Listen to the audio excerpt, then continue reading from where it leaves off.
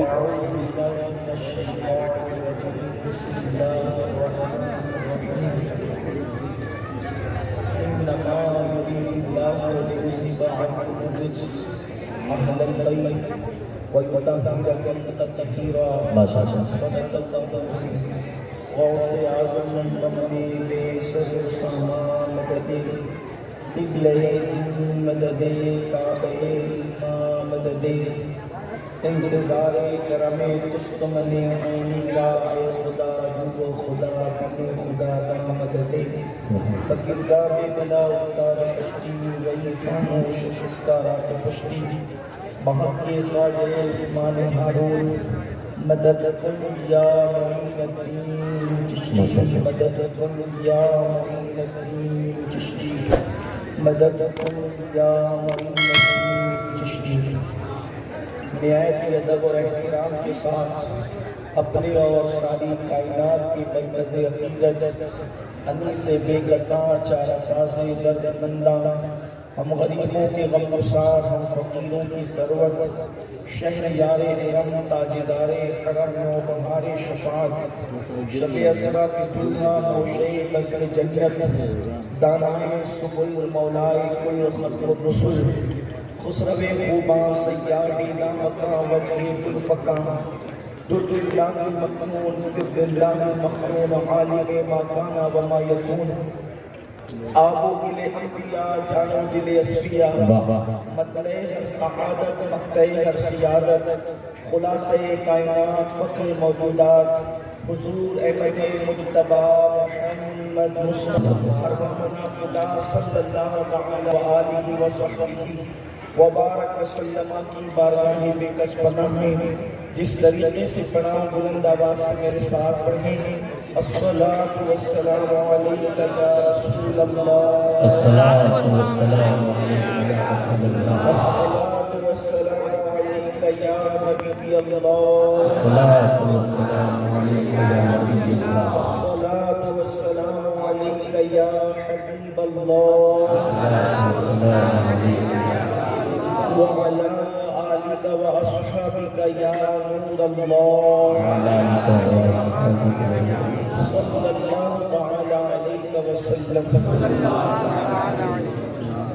ذرے جھڑ کر تیری پیزاروں کے ذرے جھڑ کر تیری پیزاروں کے تاج سر بنتے ہیں سیاروں کے تاج سر بنتے ہیں سیاروں کے ہم سے چوروں پہ جو فرمائیں کرم ہم سے چوروں پہ جو فرمائیں کرم خلعت زر بنے پشتاروں کے اور تن من دھن تیرے قدم پر والے تن من دھن تیرے قدم پر والے کیا نصیبیں ہیں تیرے یاروں کی کیا نصیبیں ہیں تیرے یاروں کی اور صدق عدل و کرم و ہمت میں صدق عدل و کرم و ہمت میں 400 شہرے ہیں ان چاروں کے 400 شہرے ہیں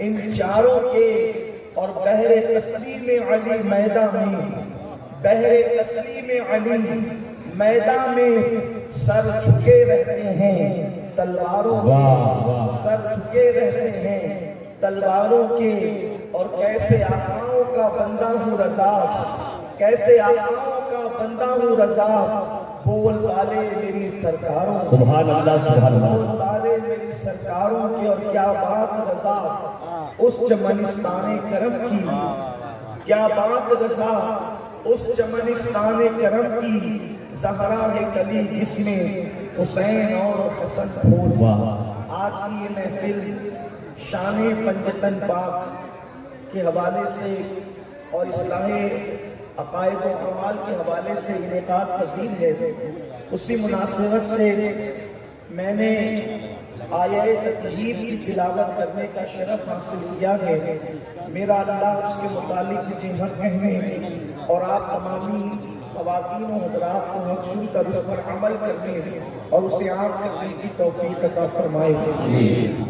اصل خطاب تو آپ کو قبلہ امیر محترم قائد محترم حضرت علامہ حافظ القاری محمد شاکر نینوی صاحب قبلہ سے سماعت کرنا ہے، اور میں ان کے اور آپ کے درمیان جو مختصر سبق ہے اس میں حاضر ہوں۔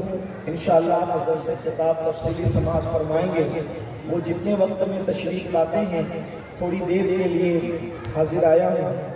پنجتن پاک کی شان، ان کے مراتب، ان کی عظمتیں، ان کی بزرگی اہل سنت کی محفل میں بار بار بیان کی جاتی ہے، اور اگر شان پنجتن سمجھنا ہے، کیونکہ جب بھی عرف میں ہم مطلقاً پنجتن کہتے ہیں تو پنجتن پاک سے مراد رسول پاک کی ذات ہے، سیدہ فاطمہ کی ذات ہے، مولائے کائنات کی ذات ہے، امام حسن کی ذات ہے اور امام حسین کی ذات ہے۔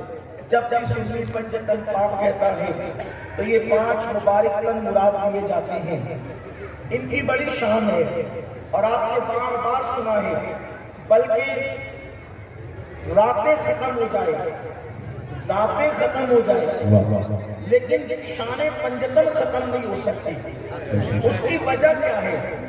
اس کی وجہ یہ ہے کہ اگر حضور علیہ السلام کی نالین شریف اس کے مرتبے کو کوئی عاشق رسول بیان کرنے کے لیے بیٹھے تو نالین مصطفیٰ صلی اللہ علیہ وآلہ وسلم کی مکمل شان کیا ہے یہ کوئی نہیں بیان کر سکتا۔ نالین مصطفیٰ، نالین کہتے ہیں حضور علیہ السلام کے ان مبارک جوتے پاک کو، جس کو حضور نے اپنے قدموں میں رکھا، جس کو حضور علیہ السلام نے شرف بخشا کہ وہ حضور کے قدموں کے نیچے آ گئے۔ اب ان کی شان کیا ہے؟ استاد زمن نے تو یہاں تک کہا اہل سنت کے عقیدے کے مطابق کہ جو سر پہ رکھنے کو مل جائے نالے پاک حضور، جو سر پہ رکھنے کو مل جائے نالے پاک حضور، تو پھر کہیں گے کہ ہاں تاجدار ہم ہیں۔ نعرہ تکبیر، نعرہ رسالت، نعرہ مصطفیٰ۔ عاشقان رسول کی شان تو یہ ہے کہ ایک طرف پوری کائنات کا تخت و تاج ہو، پوری کائنات کا تخت و تاج ہو، پوری کائنات کی عالمی حکومت ہو، اور دوسری طرف مصطفیٰ جان رحمت کی نالین ہو، اور عاشقوں سے پوچھا جائے عالمی حکومت لو گے یا مصطفیٰ کریم کی نالین لو گے، تو ایک عاشق رسول پوری دنیا کی حکومت کو جوتی کی نوک پر رکھ کر کہے گا اس طرح کی کروڑوں حکومتیں نالین مصطفیٰ پہ صدقہ کر کے کمائے۔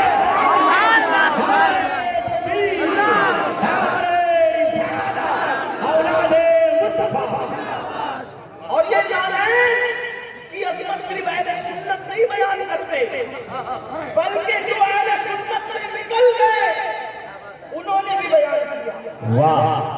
مولوی اشرف علی تھانوی کا نام بڑا مشہور ہے، دوسری طرف کے فرقے میں ان کی کتاب زاد السعید نام کی، اس میں انہوں نے لکھا کہ جب کوئی مشکل پیش آئے، جب کوئی مشکل پیش آئے، جب کوئی مصیبت پیش آئے، جب کوئی تکلیف پیش آئے، تو ظاہر سی بات ہے کہ حضور علیہ السلام کی نالین سب کو میسر تو نہیں، سب کے گھر میں حضور کی نالین تو نہیں، سب کے خزانے میں حضور کی نالین تو نہیں۔ نالین حضور کی وہی ہے جس کو حضور نے پہنا، چاہے ایک ہی مرتبہ پہنا، چاہے ایک ہی سیکنڈ کے لیے پہنا، وہ حضور کی نالین ہو گئی۔ مولوی صاحب لکھتے ہیں زاد السعید کے اندر کہ اگر کوئی مصیبت پیش آئے، کوئی مشکل پیش آئے تو کیا کرنا؟ نالین تو ملے گی نہیں، تو حضور کی نالین کا نقشہ کاغذ پہ بنا لینا، غسل کرنا اور 2 رکعت نفل نماز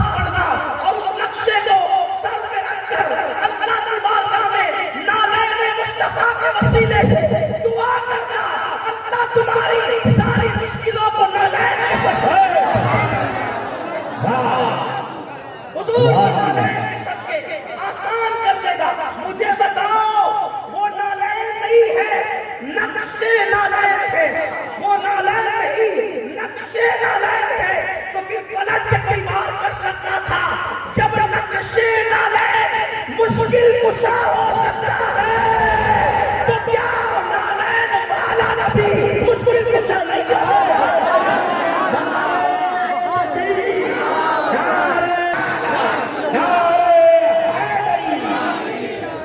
یہ حضور کی سر پہ رکھ کے دعا کرو, صرف اس کا خاکہ ہاتھ سے بنایا ہوا نقشہ, تو مصیبتیں دور ہو جائیں, دعائیں مقبول ہو جائیں. اب شان پنجتن پہ آ جاؤ, شان پنجتن پہ آ جاؤ. لوگ کیسے کہتے ہیں کہ شان بیان کر دو, میں کہتا ہوں وہ الفاظ ہی پیدا نہیں ہوئے کہ پنجتن کی مکمل شان کا حق ادا کیا جا سکے. اس لیے کہ نالین کیا ہے؟ کسی جانور کا چمڑا ہے. نالین کیا ہے؟ نالین کیا ہے؟ توجہ آپ کی. نالین کیا ہے؟ کسی جانور کا چمڑا ہے, اس سے جوتا بنا, اور اسی چمڑے کا ایک سمجھانے کے لیے مثال کے طور پہ توجہ کریں. ایک اونٹ تھا عرب میں, اس کو ذبح کر دیا گیا, اس کا چمڑا نکالا گیا, اس کی تبادل کی گئی, اس سے کئی جوتے بنائے گئے. تقریباً ایک ایگزامپل کے طور پہ صرف سمجھانے کے لیے 10 جوتے بن گئے, 12 جوتے بن گئے, 20 جوتے بن گئے, 25 جوتے بن گئے, یا 4-5 جوتے بن گئے. دکاندار نے بیچا, کسی کو اس نے لیا, کسی کو اس نے لیا, کسی کو اس نے لیا. اب جو یہ وہ پہنتے رہے وہ جوتے اسی اونٹ کے چمڑے کے بنے, دھیان دینا, اسی اونٹ کے چمڑے کے بنے.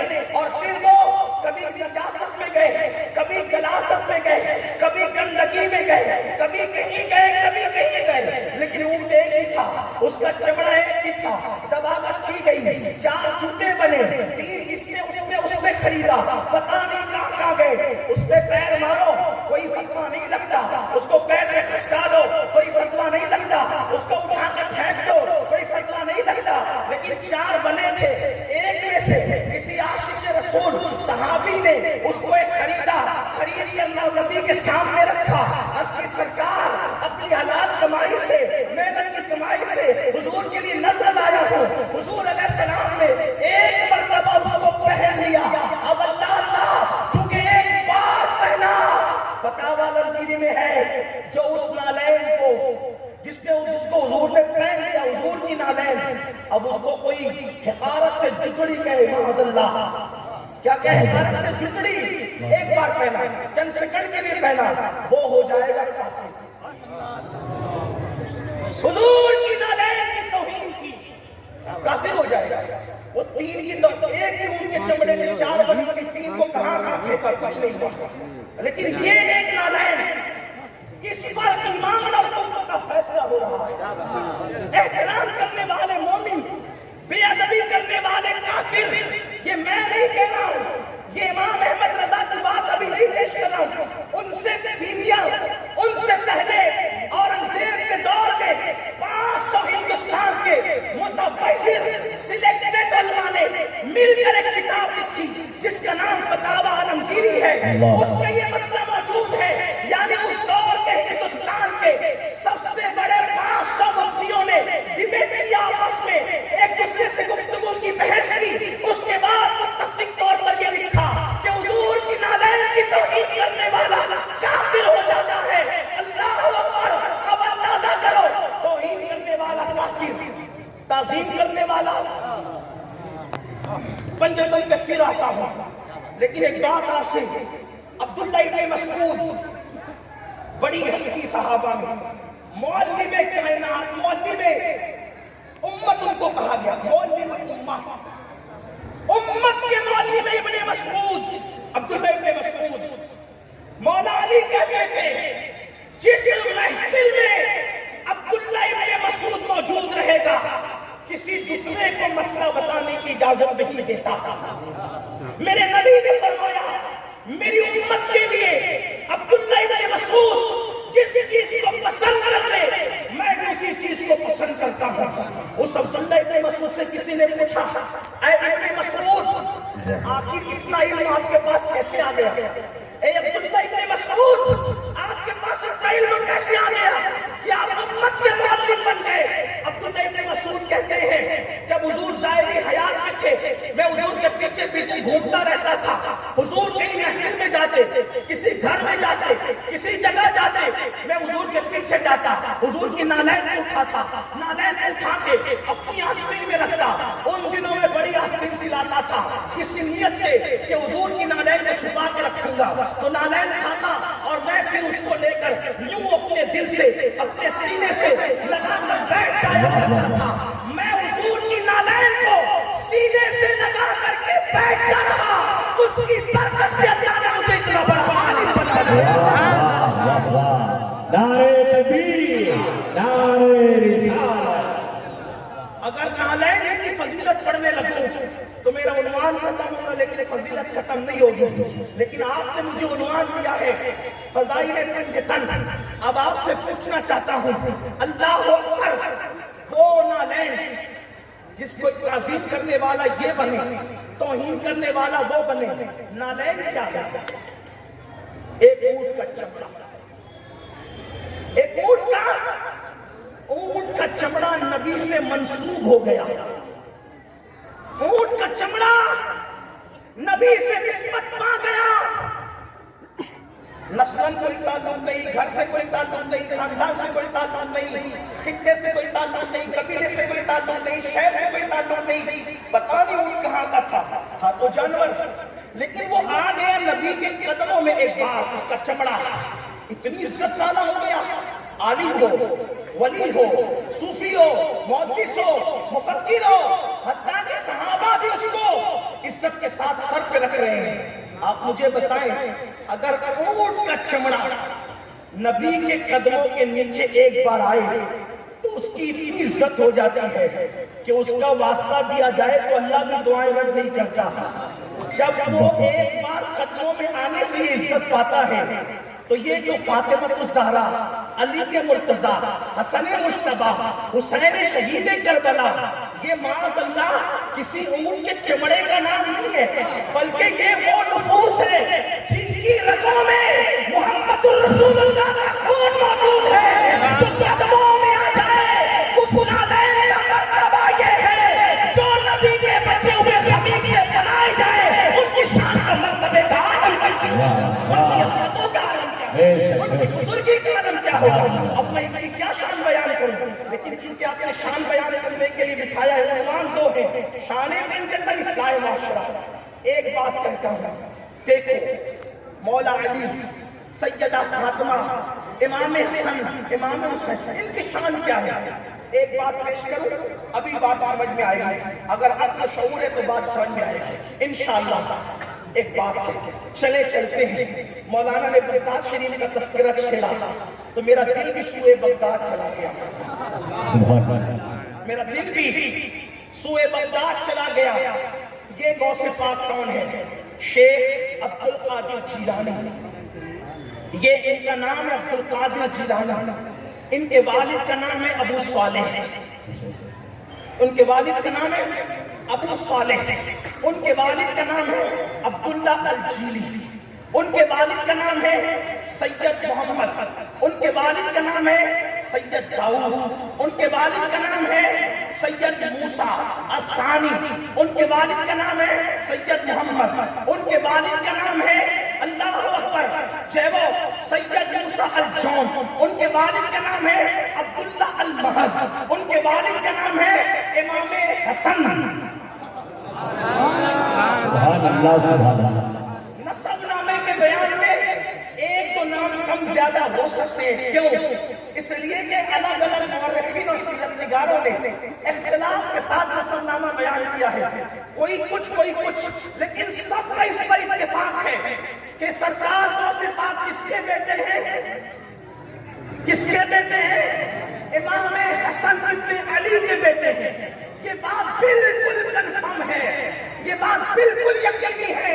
और अहले सुन्नत के इमाम ने कहा है, नबवी قوی ذل، علوی برج، بطولی منزل، حسنی چاند، حسینی ہے اجالا تیرا، نبوی نیل، علوی فصل، بطولی گلشن، حسنی پھول، حسینی ہے مہکنا تیرا، ماں کی طرف سے حسنی، باپ کی طرف سے حسنی، باپ کی طرف سے حسنی، ماں کی طرف سے حسینی، نجیب الطرفین سید غوث پاک۔ پنجتن پاک کی فضیلت بیان کرنے لگا۔ آئیے کیا ہے پنجتن پاک؟ پھر اس کے بعد دوسرا مرحلہ تقریر کا بھی قریب آتا ہے، لیکن سب کی توجہ کیا ہے پنجتن پاک؟ غوث اعظم رضی اللہ تعالیٰ عنہ، ولیوں کے سردار، تاجدار ولایت، سلطان ولایت، سلطان العارفین، سید الاولیاء، سید الاغواث، سید الاقطاب، غوث العالمین، غیاث الکونین۔ میرے امام نے کہا واہ کیا مرتبہ اے غوث ہے بالا تیرا، اونچے اونچوں کے اونچے اونچوں کے اونچے اونچوں کے سر سے، اونچے اونچوں کے سر سے قدم اعلیٰ تیرا، سر بھلا کیا کوئی جانے کے ہے ایسا تیرا، اولیاء بنتے ہیں آنکھیں وہ ہے تلوار تیرا۔ اور مجدد 14ویں صدی کہتا ہے تجھ سے در سے صد اور صد سے ہے مجھ کو نسبت، میری گردن میں بھی ہے دور کا ڈورا تیرا، اس نشانی کے جو سگ ہیں نہیں مارے جاتے، حشر تک میرے گلے میں رہے پھٹا تیرا۔ غوث پاک اتنے بڑے ولی کہ اولیاء ان کی محفل میں آتے تھے، بلکہ سید الانبیاء بھی ان کی محفل کی قبولیت کی ضمانت دینے کے ان کی محفل میں تشریف لاتا تھا۔ کبھی موسیٰ علیہ السلام بھی آئے ان کی محفل کو معتبر بتانے کے لیے۔ بہرحال کبھی تو وہ رک کے کہتے او اسرائیلی رکو، او اسرائیلی رکو، ذرا محمدی کا بیان سن کے جاؤ۔ لوگوں نے پوچھا کس کو روک رہے تھے؟ کہا خضر اڑتے ہوئے جا رہے تھے، میں نے کہا رکو ذرا میرا بیان سن کر جاؤ۔ یہ ہے میرے امام نے کہا سکر کے جوش میں جو ہے وہ تجھے کیا جانے، سکر کے جوش میں جو ہے وہ تجھے کیا جانے، خضر کے ہوش سے پوچھے کوئی رتبہ تیرا، خضر کے ہوش سے پوچھے کوئی رتبہ تیرا۔ غوث پاک کی محفل پنجتن کیا ہے؟ تھوڑی دور سے آ رہا ہوں لیکن بات سمجھ آئے گی کیونکہ دو عنوان دیا ہے تو مجھے مختصر کرنا ہے، میرے بعد بھی آپ کو ایک بڑی ہستی کو سننا ہے، اس کی بات مختصر کرنے چلا ہوں، ورنہ میں ایک کے نام لے کر فضیلت پڑھتا، مگر یہاں وہ ٹائم نہیں، اس لیے میں اختصار کے ساتھ تھوڑی دور سے آ رہا ہوں۔ غوث پاک کی بارگاہ اتنی بڑی بارگاہ، آپ کے یہاں بیان کیا جاتا ہے کہ آپ کے بڑے بڑے مہمان آتے ہیں، بڑے بڑے ابدال، بڑے بڑے اقطاب فیض لینے کے لیے، اس لیے کہ میرے امام نے کہا تصوف تیرے مکتب کا سبق ہے۔ غوث پاک کے مکتب میں تصوف پڑھایا جاتا ہے، اور پڑھانا دور کی بات ہے، چوٹ پہ نظر ڈالے تو وہ صوفی بن جاتا ہے، یہ بات ہے۔ غوث پاک کی شان بڑی اعلیٰ ہے، اللہ اکبر۔ آپ کے یہاں بہت بڑے بڑے لوگ آتے تھے، آپ کے دروازے پر ایک شخص بیٹھے تھے، بڑے بھولے بھالے سیدھے سادے آدمی تھے، ایک دروازے بیٹھتے تھے، دروازہ ان کی ڈیوٹی تھی کہ لوٹے لے کر بیٹھے تھے، اور جو مہمان آئے ان کو وضو کرانے کے لیے لوٹے تھے، وضو کا پانی لوٹے میں پیش کرتے، استنجا کے لیے لوٹا پیش کرے کے لیے لے جا استنجا کرے وضو کرے، خدمت تھی۔ آپ جانتے ہیں عام طور پر اس طرح کی خدمت، چھوٹی موٹی خدمت ان لوگوں کو دی جاتی ہے جن کو کوئی بہت بڑی خدمت سونپی نہیں جا سکتی، یہی تو ہوتا ہے، یہی ہوتا ہے، چھوٹی چھوٹی باتیں ان کو دی جاتی ہیں۔ وہ بیٹھتے تھے، ایک دن دو ابدال غوث پاک سے ملنے کے لیے آئے، اور وہ دو ابدال جب غوث پاک سے ملنے آئے تو انہوں نے ان کو دیکھا۔ یہ ابدال کون ہوتے ہیں؟ ابدال حدیث پاک میں آتا ہے ابدال وہ ہوتے ہیں کہ جن کی برکت سے بارش برستی ہے۔ اجابت الغوث علامہ شامی کا مختصر رسالہ ہے، انہوں نے اس میں حدیث لکھی ہے، شیخ محی الدین ابن عربی نے بھی اس کو بیان کیا ہے۔ ابدال وہ ہوتے ہیں جن کے صدقے میں بارش برستی ہے، جن کے صدقے میں اناج پیدا ہوتا ہے، جن کے صدقے میں مسلمان جنگ جیتتے ہیں، جن کے صدقے میں جو ہے مصیبتیں ٹلتی ہے، یہ ابدال ہوتے ہیں، ابدال۔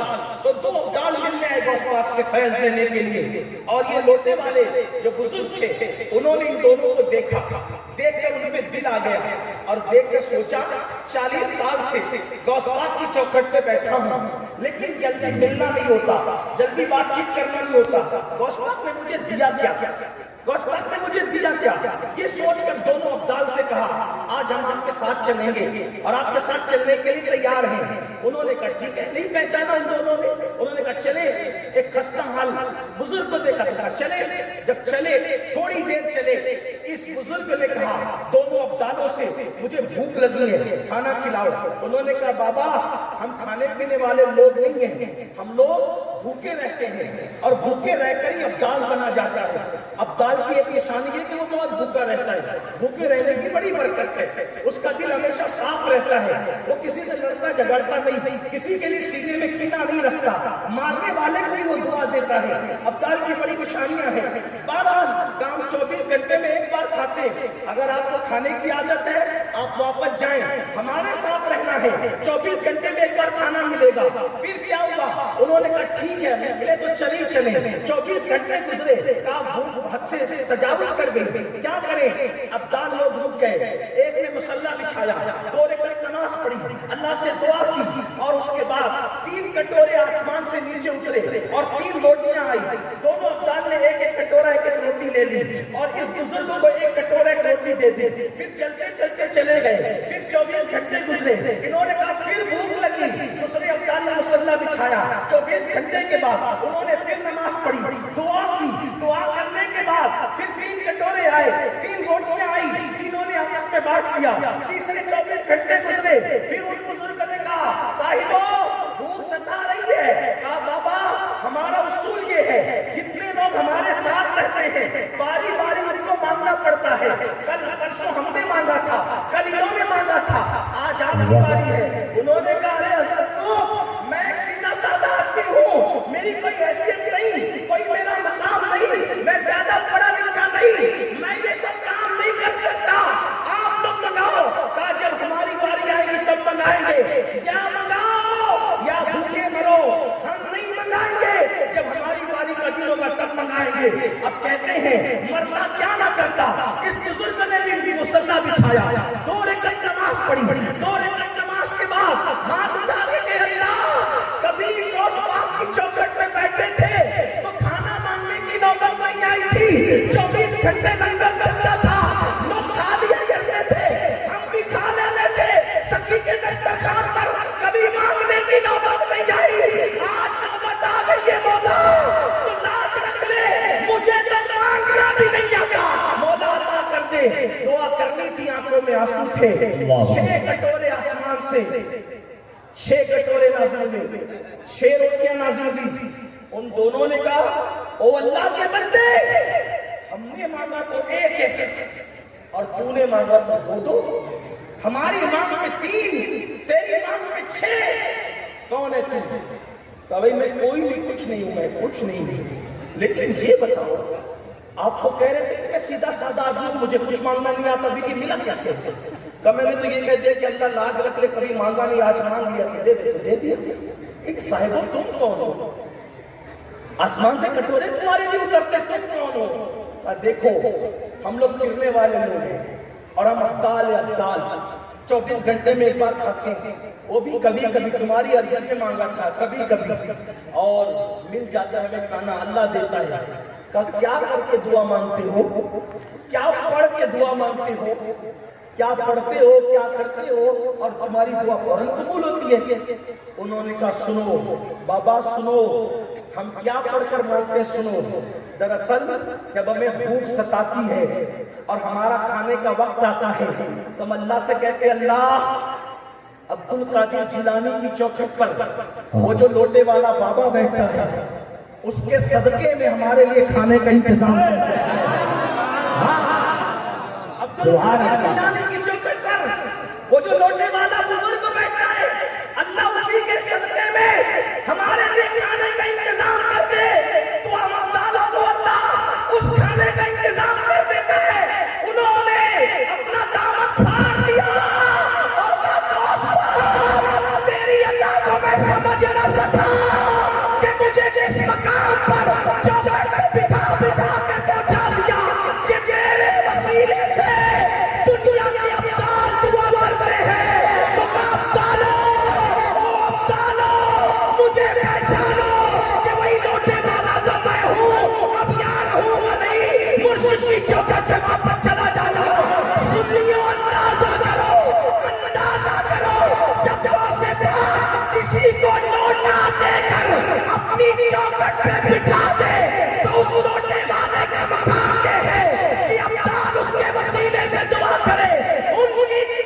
پہ بیٹھنے والے کا مقام یہ ہے تو غوث پاک کی اولاد کا مقام ہے۔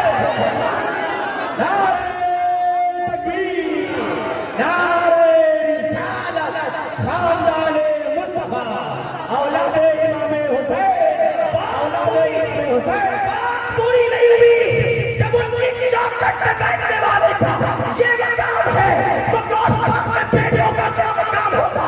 اور جب غوث پاک کا یہ مقام ہے، جب غوث پاک کے بیٹوں کا یہ مقام ہے تو میرے دوست کا مقام کیا ہوگا؟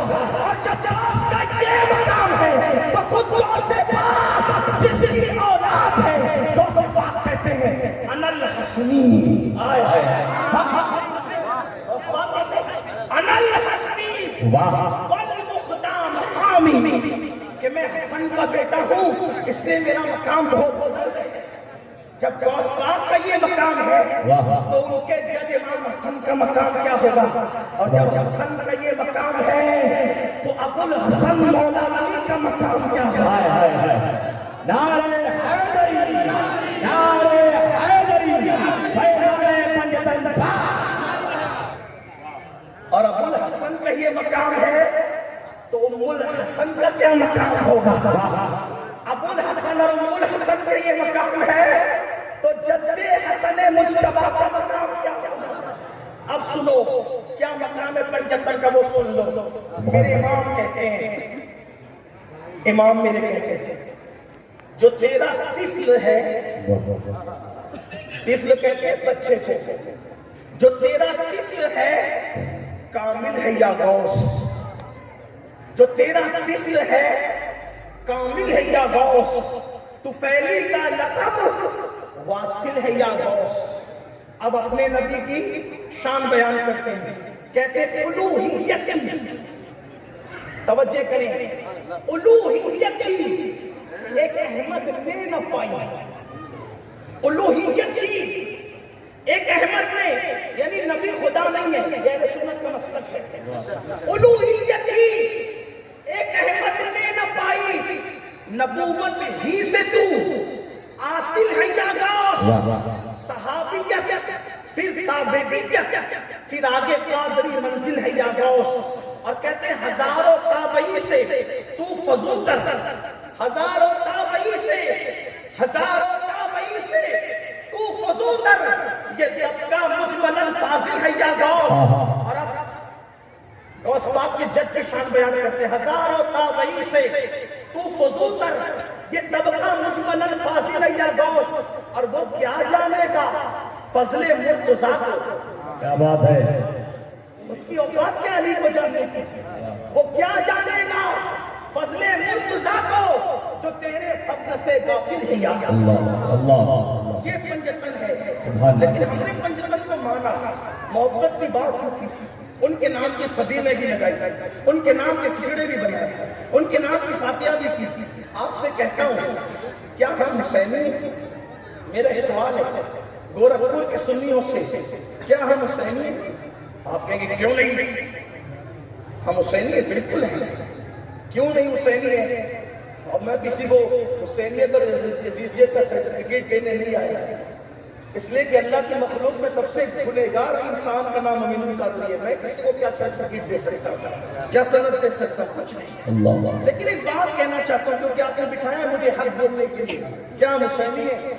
آپ کہیں گے ہاں۔ میں نے کہا کیا دلیل ہے؟ کہا نہیں دیکھتے، ہم یا علی مولا کا نعرہ لگاتے ہیں، لبیک یا حسین کے نعرے بھی لگ رہے ہیں، اور پھر ہم 10 دن محرم کی محفل سجاتے ہیں، ہم ولادت حسین کی محفل سجاتے ہیں، ولادت حسن مجتبیٰ کی محفل سجاتے ہیں، شہادت حسین پاک، شہادت حسن مجتبیٰ، شہادت مولا علی سیدہ فاطمہ الزہرا کی عظمت کے پروگرام کرتے ہیں۔ میں کہتا ہوں آپ کو شاید یہ بات نہیں پتا کہ ہم 4-5 فٹ کے وجود کا نام ہے، لیکن حسین کسی 4-6 فٹ کے وجود کا نام نہیں ہے، صرف حسین ہے۔ حسین ایک فکر کا نام ہے، حسین ایک فکر کا نام ہے، حسین مسلک کی پہچان کا نام ہے، حسین مذہب کے علامتی نشان کا نام ہے، حسین حقانیت کا نام ہے، حسین کردار کا نام ہے، حسین عروج اور بلندی کا نام ہے، حسین تحفظ قرآن کا نام ہے، حسین نیزے پہ قرآن سنانے والے تالیے قرآن کا نام ہے، حسین غربتوں کی بلندی کا نام ہے، حسین نواز رسول کا نام ہے، حسین تدبر قرآن کا ایک بہت بڑا نام ہے جو قرآن کا بہت بڑا مدبر ہو، حسین نجات کا نام ہے، حسین صراط مستقیم کا نام ہے، حسین تقوی کا دوسرا نام ہے، حسین ایمان کا دوسرا نام ہے، حسین کلمہ لا الہ الا اللہ کی بنیاد کا نام ہے، حسین شاہ ہے، حسین بادشاہ ہے، حسین دین ہے، حسین دین کو پناہ دینے والے ہیں، اسی لیے غریب نواز کی طرف جو چار مصرے منسوب ہے، شاہ است حسین، بادشاہ است حسین، دین است حسین، دین پناہ است حسین، سردار ندار دست در دست یزید، حقا کی بنا لا الہ است حسین۔ آپ سے پوچھنا چاہتا ہوں کیا جو فکر امام حسین کی تھی وہی فکر ہماری ہے؟ کیا جو خیال امام حسین کا تھا وہی خیال ہمارا ہے؟ یاد رکھنا میرے جوانوں، امام حسین کو شربت کی تقسیم سے اتنی خوشی نہیں ہوتی جتنی خوشی شریعت پر عمل کرنے کی بنیاد پر۔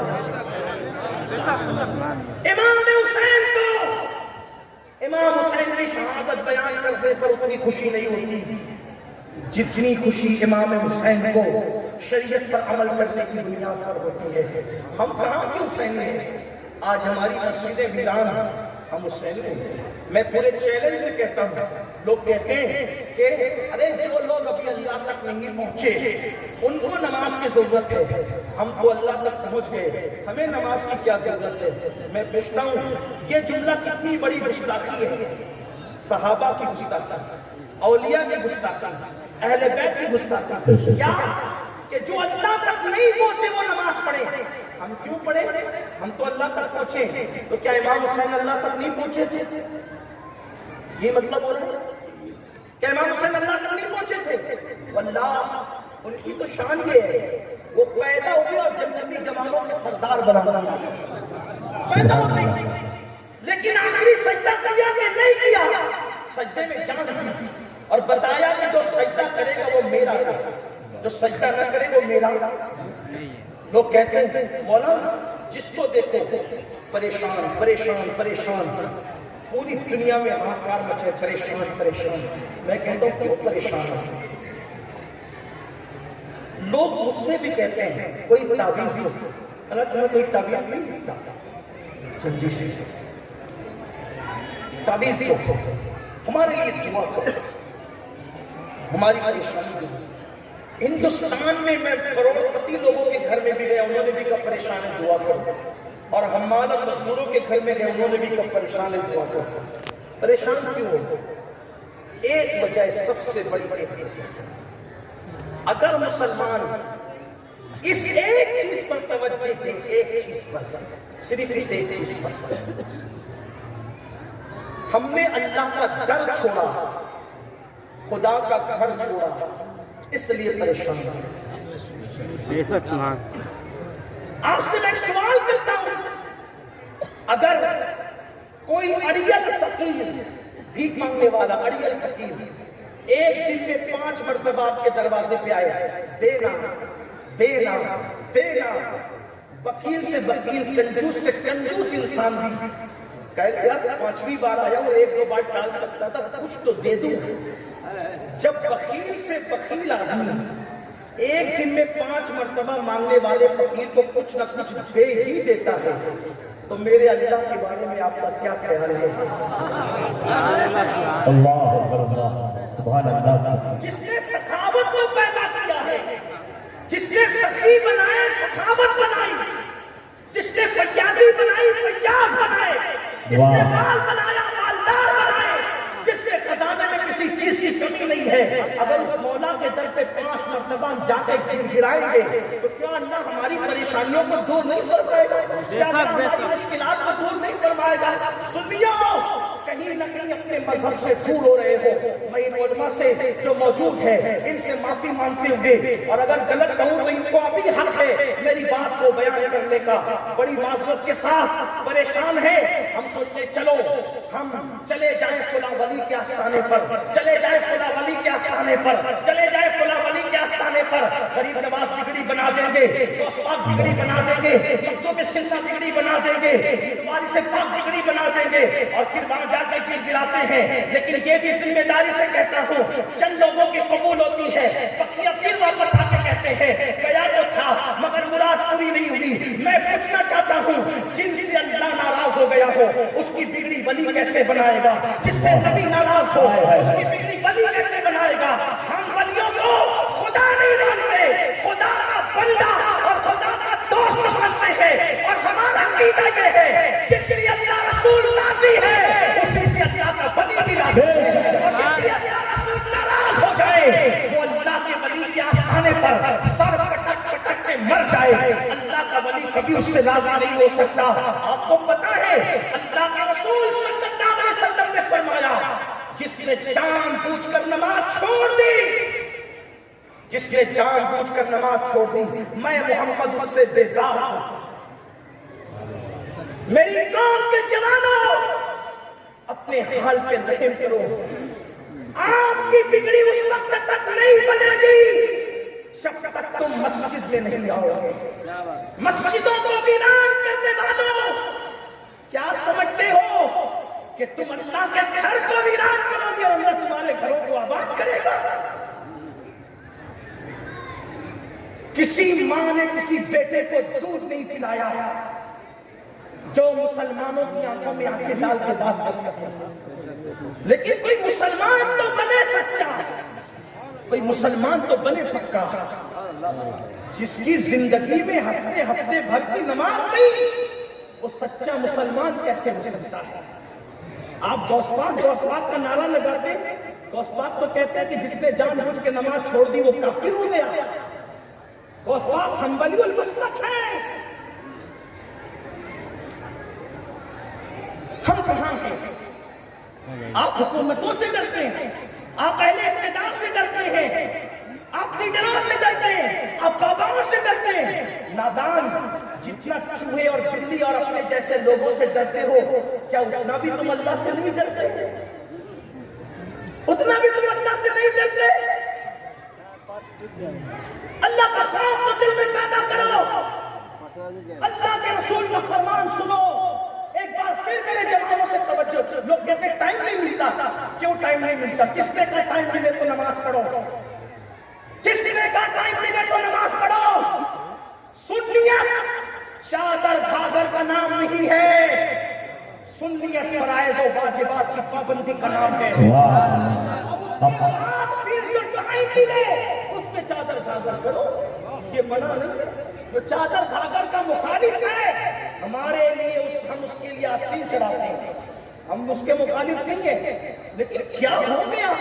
نماز کا وقت ہے اور تم جلوس میں چل رہے ہو۔ میلاد النبی کے دن تم نماز نہیں پڑھے، حضور کے دل پہ کیا گزرے گی؟ اور سندل کے ٹائم میں تم نمازوں کو ترک کر رہے ہو، صاحب مزار کے دل پہ کیا گزرے گی؟ آپ کہاں ہو؟ فرض چھوڑ دیا۔ ایک ولی کا نام بتاؤ جو نماز نہیں پڑھتا ہو، نماز چھوڑو گے اور کہو گے میری بگڑی بنے، اور بڑی معذرت کے ساتھ، بہت معافی کے ساتھ، ہم نے تو تعویذات کے دندے شروع کر دیے، میں تیری پسند کا رشتہ کروا دوں گا، میں تیری روزی سے بندش کھلوا دوں گا، میں تجھے بیٹا دلوا دوں گا، تیری کیا اوقات ہے؟ جس نے میرے اللہ نے دروازے بند کیے، تو کیا کرے گا؟ کیا بات ہے، واہ واہ۔ یہ سب پوری چھوڑ رہے ہیں، دھوکہ ہے دھوکہ۔ اگر تمہارا رشتہ اللہ سے کمزور ہو گیا ہے اور تم مسجدوں سے دور ہو گئے ہو، روزی کی کوئی بندش نہیں ہے، اللہ نے تمہاری روزی بند کر دی۔ انسان جادو کرے، تعویذ کیا نہیں، بھیا پیر میں نہیں چھوڑی، مہربانی کرو۔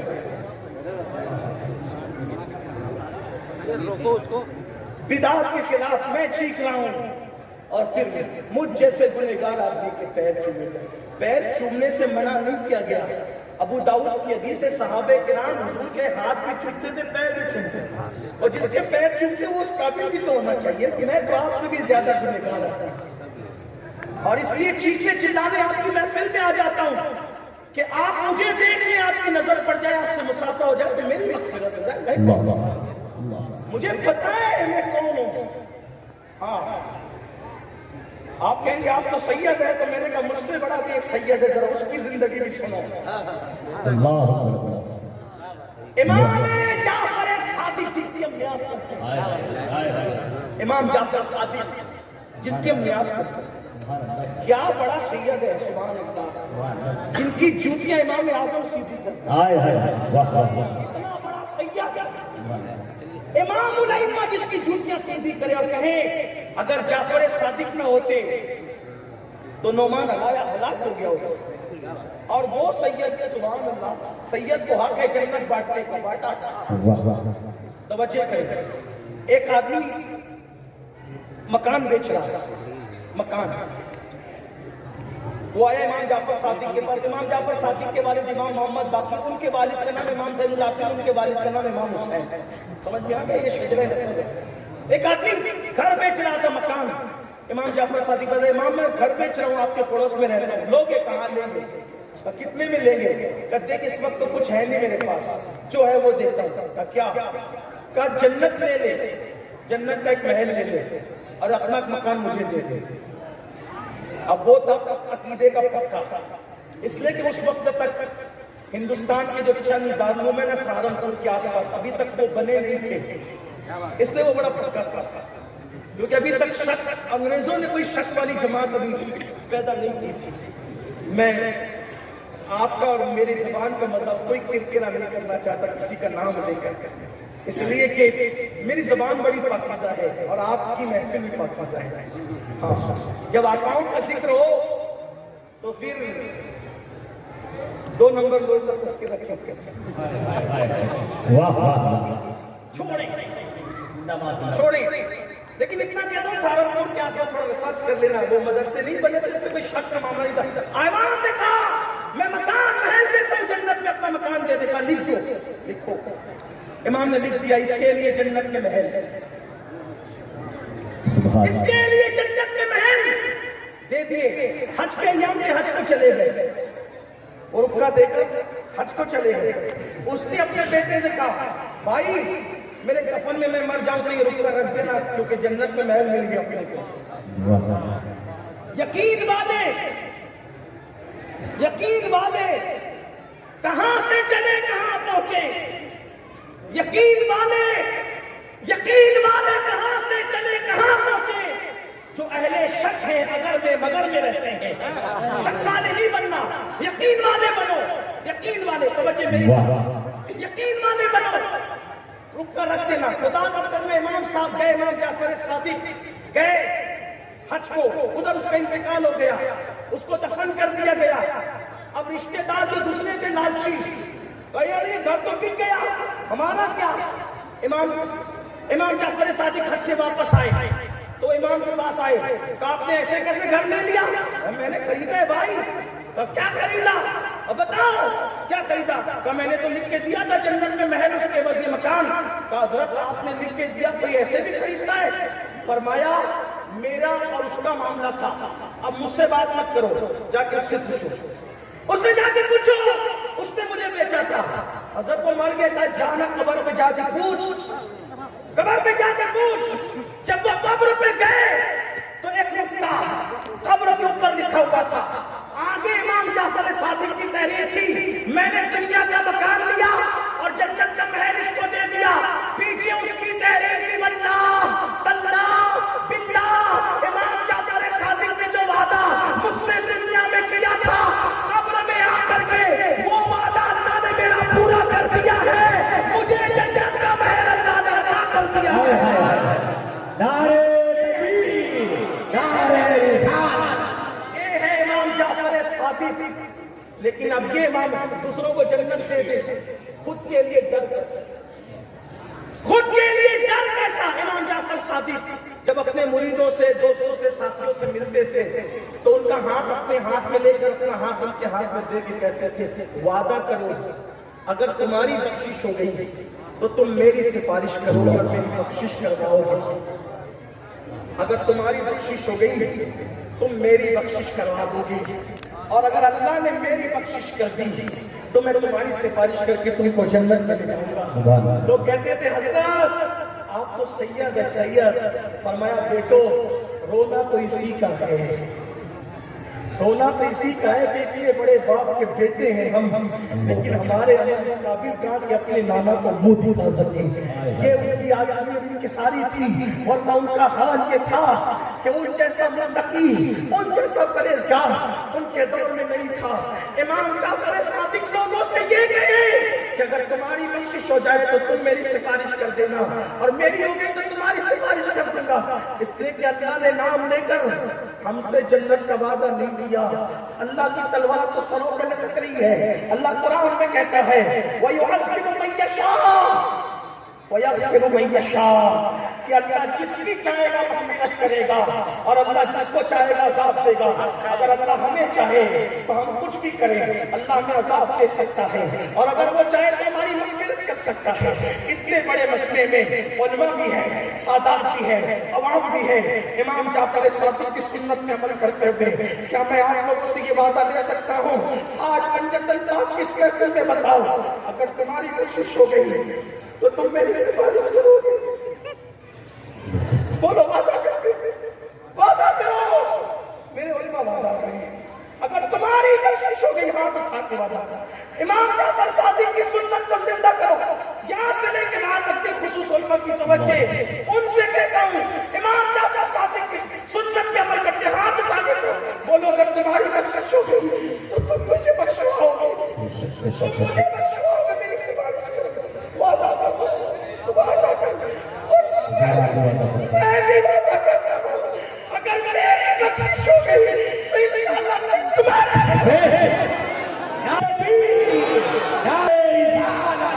اولاد مصطفیٰ شہزادہ امام حسین نعرہ حیدری۔ سنیو اپنی عمل دکھایا، جب نبی کا بیٹا جہنم میں جا سکتا ہے، نوح علیہ السلام کے بیٹے کی شکل میں ہم کہاں ہیں؟ نہ زندگی میں جمعہ تک لوگ نہیں پڑھتے۔ میرے آقا نے فرمایا جس نے نماز چھوڑ دی میں اس سے بیزار ہوں، جس سے نبی بیزار ہے اس سے اللہ بھی راضی نہیں ہے، اس سے غوث بھی راضی نہیں ہے، اس سے غریب نواز بھی راضی نہیں ہے۔ سنیو کیا کر رہے ہو؟ آپ کہتے ہیں نبی پاک بخشوائیں گے، بے شک بخشوائیں گے، لیکن میرے نبی نے حضرت ابو ہریرہ سے کہا ابو ہریرہ جو نماز نہیں پڑھتا تو کبھی اس کی صحبت پہ اس کے پاس مت بیٹھنا۔ ابو ہریرہ جو نماز نہیں پڑھتا تو اس کے پاس مت بیٹھنا۔ آقا فرماتے ہیں ابو ہریرہ کیونکہ جو نماز نہیں پڑھتا آسمان سے اس پہ لعنت برستی ہے، اس لیے تو کبھی اس کے پاس مت بیٹھنا۔ میرے آقا نے حضرت ابو ہریرہ سے کہا بے نمازی کے پاس ابو ہریرہ تم نہ بیٹھنا۔ بتاؤ آقا جب اپنے صحابہ کو بے نمازی کے پاس بیٹھنے سے منع کرتے ہیں ہم کیا سوچتے ہیں؟ ہم حضور کو خوش کر گئے؟ جو لوگ قبر میں نبی کا دل دکھائیں، سوچو تو صحیح آپ پریشان نہیں رہیں گے؟ میں تعویذ کے مخالف نہیں، تعویذ کام کرتا ہے جادو کاٹنے میں، تعویذ جادو کاٹ سکتا ہے، اللہ کا عذاب نہیں دور کر سکتا۔ میرے اللہ کا عذاب دور کروانا ہے مسجد سے رشتہ جوڑو، لاؤ۔ ارے کتنے نادان ہو آپ، مجھ سے کہتے ہو دعا کراؤ، دعا سنت ہے۔ فاروق اعظم مدینہ منورہ کے چھوٹے چھوٹے بچوں کو کہتے تھے میرے لیے دعا، میرے لیے دعا۔ فاروق اعظم آپ بھی کراؤ دعا، لیکن آپ سے کہنا چاہتا ہوں میرا اللہ آپ کا اللہ ہم سب کا اللہ ہر رات کے آخری پہر میں، رات کے آخری حصے میں جب رات کا آخری حصہ آتا ہے پہلے آسمان پہ تجلی کرتا ہے جیسا کہ اس کی شان ہے، پہلے آسمان پہ تجلی کرتا ہے اور وہ اپنی شان کے مطابق ہمیں بلاتا ہے، صدا لگاتا ہے، آواز دیتا ہے جیسا کہ اس کی شان ہے۔ میرے بندو آؤ مجھ سے جو مانگنا ہے، سچ بتانا جتنا تعویذ والے باباؤں کے پاس جا کے گڑ گڑا رہے ہو اتنا کبھی اللہ کے پاس تو گڑ گڑا نہیں آتا۔ اللہ اپنے اللہ کو تم نے سجدہ کیا. نعرے